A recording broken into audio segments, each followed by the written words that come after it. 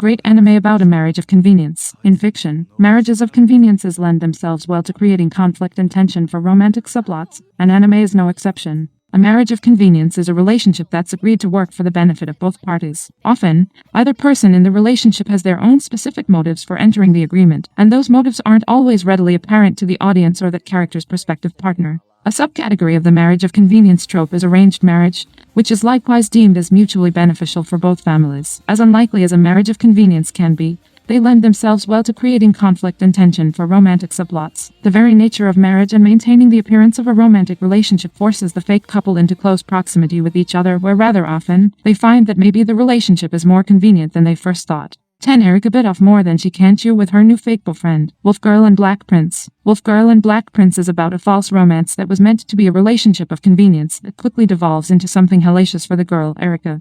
In particular, Erika begged the good-looking stranger Kaiui to be her boyfriend to help her out of a tricky bind she got herself into by lying. But the exchange that Kaiui demands in return for pretending to be her boyfriend to the whole school is that she acts as his dog, his servant who he cruelly disrespects. As unlikely as a real relationship could be between these two, Erika decides to keep up the charade when she catches further glimpses of the real Kaiui beneath his cruelty. 9. Raku helps Chitoge in social situations. Nice Guy, False Love. A marriage of convenience plot makes for a lot of tension and drama and plenty of room for comedy, which Nice Guy, False Love really leans into. Raku and Chitoge are put in a strange position when their fathers insist that they marry to settle a feud between the two families. While the pairing is beneficial for their families, in their fathers' minds, it's certainly not for the couple, who instantly dislike each other. Eventually, they start to realize as they are forced together that they have more in common than just meddling fathers. 8. Slane is stuck in a love triangle. Aldno, Zero. A political marriage falls under the umbrella of marriage of convenience, as is shown in the second season of Aldno Zero. The impending marriage in this is even more complex, however, as the groom, Slane, is in love with someone else. His bride, Lumrina, cares for him unrequitedly and plans to marry him so that he can ascend to the Ver's throne. The person Slane is really in love with is his wife's sister, Asilim, which makes for plenty of pining and bittersweet moments for the three royals. 7. Lala hatches a plan to duck an unwanted marriage. To Love-Ru. Lala is trying to escape unwanted suitors when she runs into Rito into Love-Ru. Lala is clumsy and silly, but pretty with sweet features and vivid pink hair. The runaway alien princess shows just how accident-prone she is, in a sense, when she ends up finding a solution to her suitor problem by taking refuge in the unwitting Rito's bathtub. Lala pretends to love Rito to get out of her arranged marriage back on her home planet. She goes on to cause plenty of issues for Rito, but ultimately, he doesn't mind as he starts to fall for the goofy, pink-haired alien girl. 6. Reinen makes Aran chieftain through marriage. Tears to Tiara. Tears to Tiara is a sword and sorcery anime with an unabashed romance plot that starts off with a hasty marriage proposal. Reinen was meant to be a sacrifice to awaken Aran, the enigmatic demon king. The marriage Reinen proposes to Aran perhaps is more for her convenience as she falls in love with him right away and can make him chieftain by marrying him. Aran is less than thrilled at the idea. Her intentions are pure, however, as she seeks to protect Aran from her brother, Arthur, who wants to challenge him to a duel. 5. Akane isn't sure about Ranma. Ranma 1/2. Akane and Ranma are brought together in Ranma 1/2 by their father's agreement over the inheritance and proper overseeing of a family dojo. This causes Akane and Ranma to have very confused feelings about each other. Akane vacillates between wanting to open up to Ranma and pushing him away, as the two don't really get along at first, and that is further exacerbated by Ranma's curse. Though Akane is determined to keep Ranma at arm's length, she can't seem to keep herself from reaching out when he needs help. For Nike starts a new life in the Sun Kingdom. The world is still beautiful. Livius, the Sun King, and Nike of the Rain Duketum balance each other's elements, which is how their alliance forms and the world is still beautiful. Not all is sunshine and rainbows, however, as the marriage is very reluctant, especially on the Rain Princess part. She certainly does bring a lot to the marriage, however, as she can summon rain when she sings. In return for marrying the conquering Sun King, Nike's kingdom will remain autonomous and undisturbed. The Sun King has quite the reputation, and she has understandable misgivings about the deal in the beginning, but not all is as it seems. 3. A human and a mermaid have to choose between marriage and death. My bride is a mermaid. When an outsider accidentally runs across the merfolk, there aren't many options for either party. As is seen in My Bride is a Mermaid, outsiders are not allowed to know that mermaids exist at all. They must either die or no longer be outsiders. For the human Nagasumi and the mermaid Sunsedo, that means marriage. Thankfully, Nagasumi agrees to the arrangement because his life isn't the only one on the line. Their union will save both parties from execution. The reluctant couple's problems don't end with their marriage, however, as Sun's family is mostly against the union. 2. Prince Christopher likes Eliana for more than just book smarts. Bibliophile Princess. At first, the marriage arrangement in Bibliophile Princess seems like a fairly straightforward, if unconventional, exchange between Prince Christopher and Eliana. Prince Christopher gets a wife who is so well-read that she's like a walking, talking encyclopedia, which is always helpful when running a kingdom, and Eliana is granted full access to her dream reading spot, the Royal Library. The arrangement turns out a bit more complicated, though, when Eliana starts to question her place at court. She's is not sure whether she's Prince Christopher's consort in name only or if there's meant to be something more between them, and she hopes to find out soon because she's starting to get a crush on her prince husband. When the Forgers were meant to be together, Spike's family, Lloyd Forger, that's his pseudonym, needs to throw a fake family together for his cover as a spy in Spike's family. To do that, he adopts a little girl named Enya and marries a woman named Yor. He has no idea whatsoever that Yor is a professional assassin and Enya is a psychic. As a matter of fact, only little Enya knows the full truth of everyone's identities. For a spy who should not get attached, Lloyd can be rather warm and sincere, and for an assassin who ends lives for a living, Yor can be remarkably shy and stuttering when Lloyd flirts with her, and she has a strong nurturing streak with she's with Enya. Together, they make a sweet, earnest, unlikely family, but a family all the same.